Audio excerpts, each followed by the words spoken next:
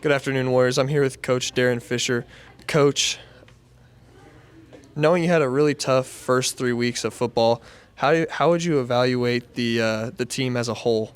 Well, I think obviously, fundamentally we want to make progress as we go. We've practiced fairly well. Nothing changes for us really, whether you win early or you lose early. We told the bamboo story this week to our players about, the roots are growing underground, even though you haven't seen what's growing on top just yet. But it's going to come eventually if you keep working on the roots and keep them strong. So that's kind of what we're working on.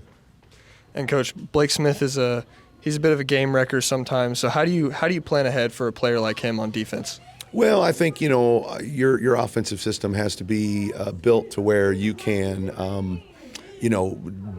get into the right play when you need to be in the right play and get out of the wrong play when they're in the wrong play. So, that system is kind of important this week for us to make sure that we are in the right play when the right play needs to be run.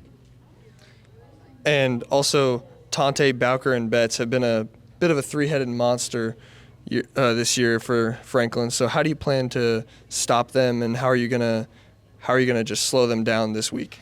Well, I think the key to anything is we've talked about getting out on first down and getting off to a good start.